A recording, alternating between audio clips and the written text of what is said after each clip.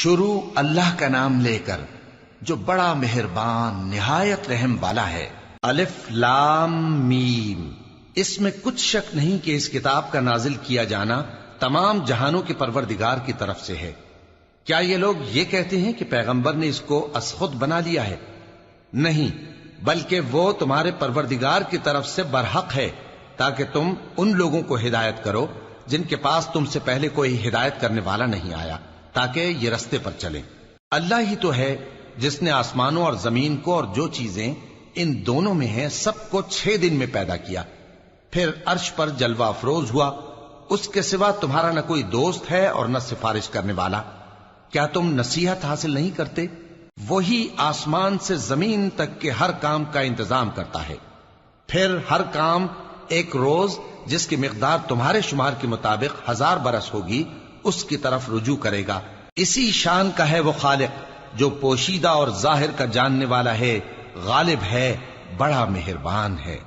وہی جس نے ہر چیز کو بہت اچھی طرح بنایا، یعنی اس کو پیدا کیا اور انسان کی پیدائش کو مٹی سے شروع کیا، پھر اس کی نسل ایک قسم کے خلاصے سے یعنی حقیر پانی سے بنائی، پھر اس کو درست کیا، پھر اس میں اپنی طرف سے روح پھونکی اور تمہارے کان اور آنکھیں اور دل بنائے، مگر تم بہت کم شکر کرتے ہو۔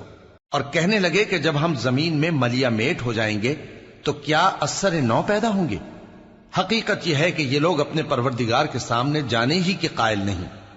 کہہ دو کہ موت کا فرشتہ جو تم پر مقرر کیا گیا ہے تمہاری روحیں قبض کر لیتا ہے، پھر تم اپنے پروردگار کی طرف لوٹائے جاؤ گے، اور تم تعجب کرو جب دیکھو کہ گناہگار اپنے پروردگار کے سامنے سر جھکائے ہوں گے اور کہیں گے کہ اے ہمارے پروردگار، ہم نے دیکھ لیا اور سن لیا، تو ہم کو دنیا میں واپس بھیج دے کہ نیک عمل کریں، بے شک ہم یقین کرنے والے ہیں۔ اور اگر ہم چاہتے تو ہر شخص کو ہدایت دے دیتے، لیکن میری طرف سے یہ بات قرار پا چکی ہے کہ میں دوزخ کو جنوں اور انسانوں سب سے بھر دوں گا، سو اب آگ کے مزے چکھو، اس لیے کہ تم نے اس دن کے آنے کو بھلا رکھا تھا۔ آج ہم نے بھی تمہیں بھلا دیا ہے، اور جو کام تم کرتے تھے ان کی سزا میں ہمیشہ کے عذاب کے مزے چکتے رہو۔ ہماری آیتوں پر تو وہی لوگ ایمان لاتے ہیں کہ جب ان کو ان کے ذریعے نصیحت کی جاتی ہے تو سجدے میں گر پڑتے اور اپنے پروردگار کی تعریف کے ساتھ تسبیح کرتے ہیں اور غرور نہیں کرتے۔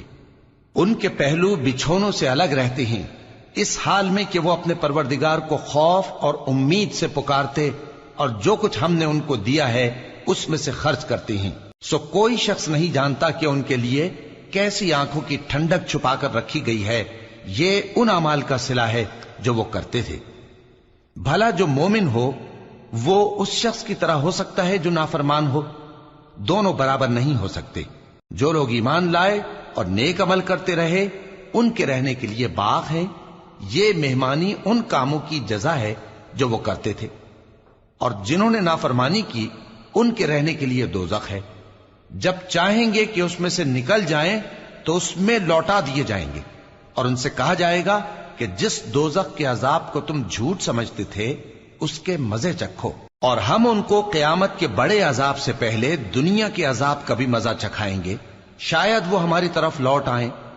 اور اس شخص سے بڑھ کر ظالم کون جس کو اس کے پروردگار کی آیتوں سے نصیحت کی جائے تو وہ ان سے منہ پھیر لے۔ ہم گناہگاروں سے ضرور بدلہ لینے والے ہیں، اور ہم نے موسیٰ کو کتاب دی تو تم ان سے ملاقات ہونے سے متعلق شک میں نہ ہونا، اور ہم نے اس کتاب کو بنی اسرائیل کے لیے ذریعہ ہدایت بنایا تھا، اور ان میں سے ہم نے پیشوا بنائے تھے جو ہمارے حکم سے ہدایت کیا کرتے تھے، جبکہ وہ صبر بھی کرتے تھے اور وہ ہماری آیتوں پر یقین رکھتے تھے۔ بلا شبہ تمہارا پروردگار ہی ان میں جن باتوں میں وہ اختلاف کرتے تھے قیامت کے روز فیصلہ کر دے گا۔ کیا ان کو اس امر سے ہدایت نہ ہوئی کہ ہم نے ان سے پہلے بہت سی امتوں کو جن کے رہنے کے مقامات میں یہ لوگ چلتے پھرتے ہیں ہلاک کر دیا؟ بے شک اس میں نشانیاں ہیں، تو یہ سنتے کیوں نہیں؟ کیا انہوں نے نہیں دیکھا کہ ہم بنجر زمین کی طرف پانی رواں کرتے ہیں، پھر اس سے کھیتی پیدا کرتے ہیں جس میں سے ان کے چوپائے بھی کھاتے ہیں اور یہ خود بھی کھاتے ہیں؟ تو یہ دیکھتے کیوں نہیں؟ اور کہتے ہیں اگر تم سچے ہو تو یہ فیصلہ کب ہوگا؟